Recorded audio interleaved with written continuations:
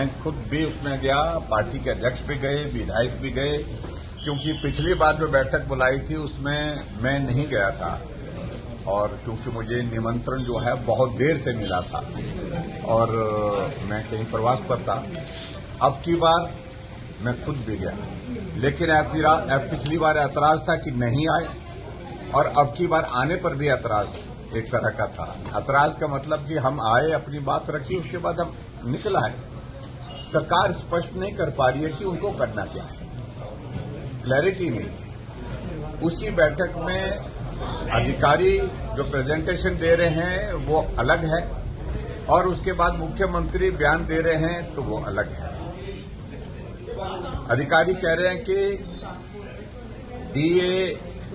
DA के अलावा arrear कर्मचारियों का आने वाले समय में सैलरी पर संकट आएगा, हिमाचल प्रदेश में नौकरियों पर पूर्ण रूप से रोक लगानी पड़ेगी, सब्सिडी सारी विड्रॉ करनी पड़ेगी।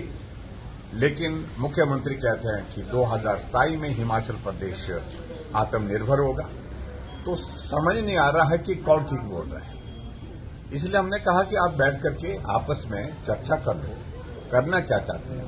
और रेवेन्यू डेफिसिट ग्रांट की अगर बात आती है, मनमोहन सिंह जी थे, 30th फाइनेंस कमीशन में उन्होंने दिया 7,800 करोड़, 7,800 करोड़ रुपए।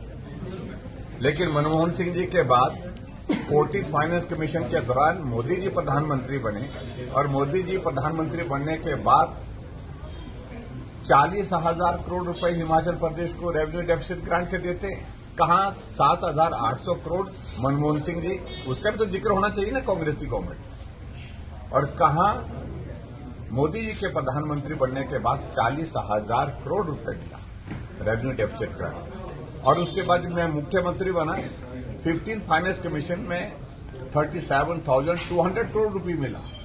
और उसके साथ साथ जो इंटरिम रिलीफ हमको कोविड के दौरान मिला तो उसको अगर मिलाएं तो हमको 48,000 करोड़ मिला हिमाचल प्रदेश में रेवेन्यू, जो हाईएस्ट पूरे देश भर में रहा है।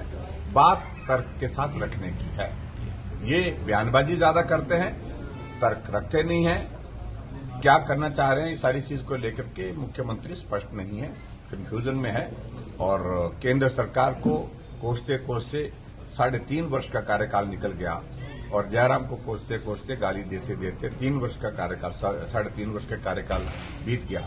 अगर इसी से ही इनको लगता है कि प्रदेश का भला होगा तो करते रहिए, हमें कोई आपत्ति नहीं है, लेकिन प्रदेश का भला हो, ये हम सारी चीज को लेकर के ये कहना चाहते थे। तो पिछले कल की बैठक में हम इसलिए गए थे कि वहां ये हिमाचल प्रदेश कांग्रेस पार्टी का नहीं है, ये सीपीएम का, सीपीआई का नहीं है, ये बीएसपी का या किसी एक दल का नहीं है, ना बीजेपी का है, ये सबका है।